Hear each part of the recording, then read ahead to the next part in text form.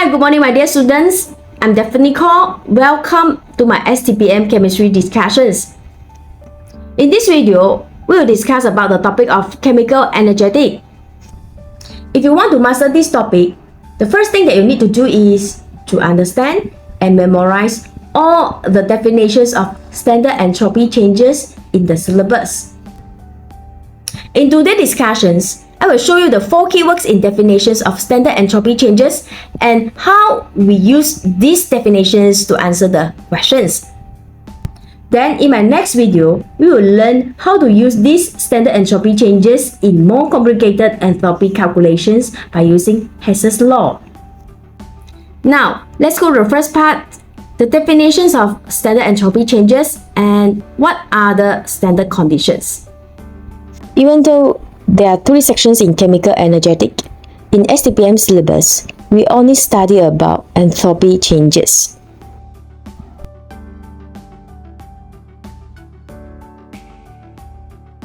The standard enthalpy changes apply when the reaction is run at standard condition, with the reactants and the products are present in their standard state.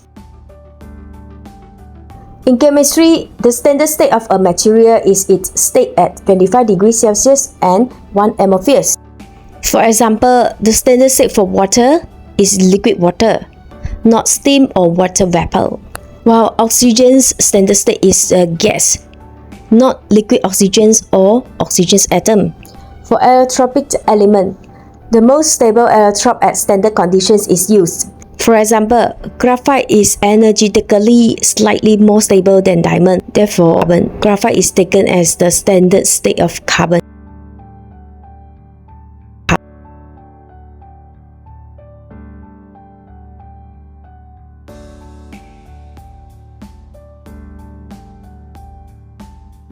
In the syllabus, the students are expected to use thermochemical equations to calculate energy changes that occur in chemical reactions and classify reactions as exothermic or endothermic.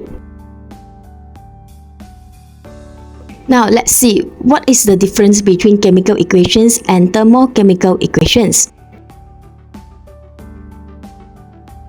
Chemical equations represent all the reactants and products involved in a reactions, whereas ionic equations only represent the ions involved in the reactions. However, a thermochemical equation is a balanced chemical equation that includes the physical state of all reactants, products, and the enthalpy change of the reagents. Delta H is the symbol of enthalpy change, and the sign of delta H indicates whether the reaction is endothermic or exothermic. From my teaching experience, I found that most of the students cannot answer the questions from this topic. This is because they do not pay attention to the part of definitions and didn't memorize it. Students are expected to know the definitions of all the enthalpy changes in STPM syllabus. There are many different types of enthalpy change processes. It is in 3 parts. Part 1 deals with enthalpy change of formations, combustions, and neutralizations.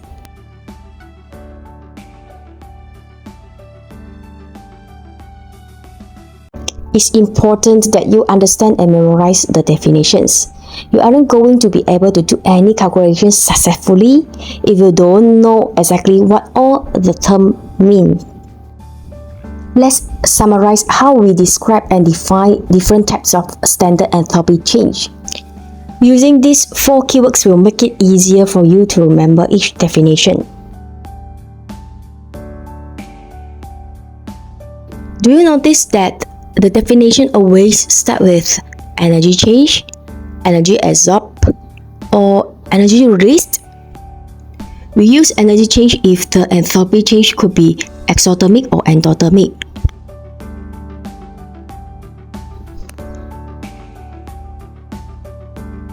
We use energy release if the enthalpy change is always exothermic.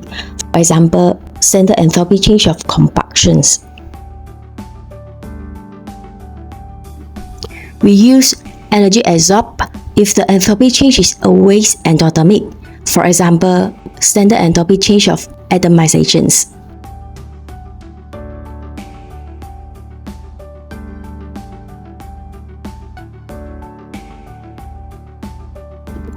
In all definitions, you see the word 1 mole.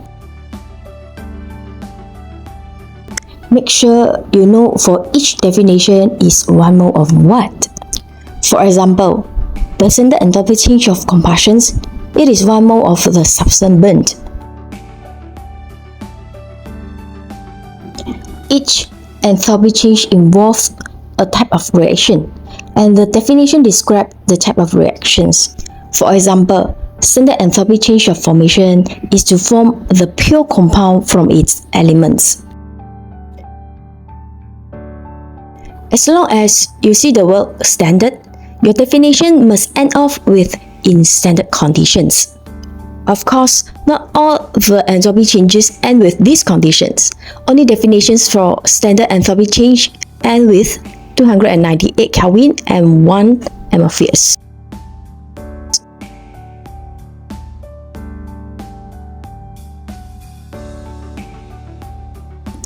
And enthalpy changes can be expressed by using thermochemical equations, and we use these equations in related calculation. However, we may refer to the definition to write the correct thermochemical equations.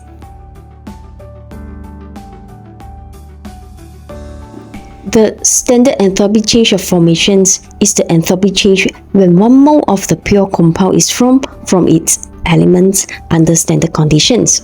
It is maybe exothermic or endothermic reactions. Always bear in mind that all the reactants and products being in their standard state. Then, the standard enthalpy of formation has to be 0 for any element in its standard state. This is because it does not take any energy to convert an element into itself.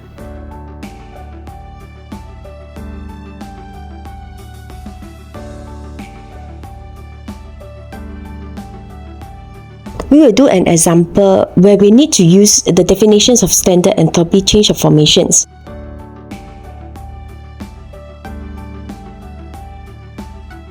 According to the definitions of standard enthalpy change of formations, 1 mole of pure compound is formed from its elements. The product is 1 mole of substance, thus the product mentioned here is carbon dioxide in gaseous form, which is in its standard state. Carbon dioxide is formed from its elements, which are carbon and oxygen. The standard state of carbon is C in solid form. What about oxygen? Is O or O2? Oxygen is a diatomic molecule, O2, and it is in gaseous form. This is the standard state for oxygens. Lastly, the standard enthalpy of formations of carbon dioxide is -394 kJ per mole. This is the enthalpy change for the exothermic reactions. According to the definitions, the product is 1 mole of pure compound, so the product mentioned here is H2O in the form of liquid. In order to form 1 mole of H2O, what are the elements be the reactants? Hydrogens and oxygen, right? As we discussed, oxygen should be in the form of gas with diatomic molecule, O2. What about hydrogens? H or H2? So, the standard state of hydrogen is H2 in gaseous form. Next, let's balance the equations. There are 2 ways to balance the equation. Which equations here is the correct thermochemical equations according to the definitions of standard enthalpy change of formations? This is not in a standard conditions because the coefficients on the product is 2. For a proper formations reactions, only 1 mole of product is formed. Thus, we have to divide the coefficients of oxygen by 1/2. Lastly, the standard enthalpy of formations of H2O is -286 kJ per mole. This is the enthalpy change for exothermic reactions.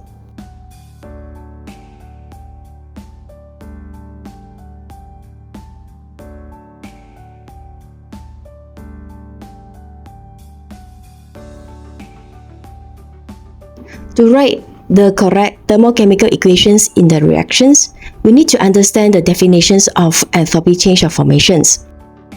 Since enthalpy change of formation is with respect to per mole of compound, hence the formation exists for 1 mole of a product form.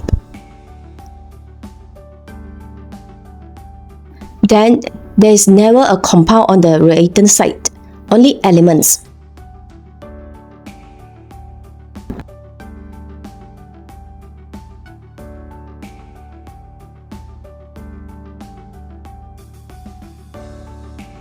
Always bear in mind that all the reactants and the products must be in their standard state.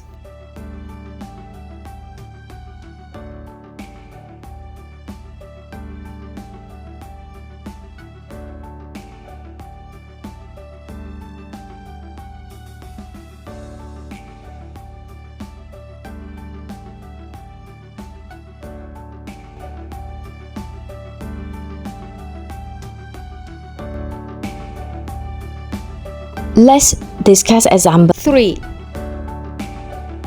Which equation represents the enthalpy of formations? According to the definitions, 1 mole of the product is from. This is not 1 mole of the product, so A is not the answer.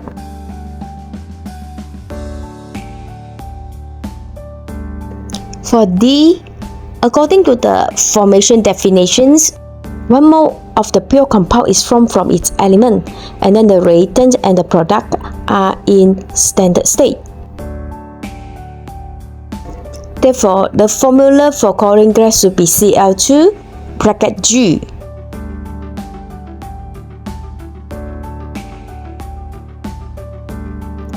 What about C?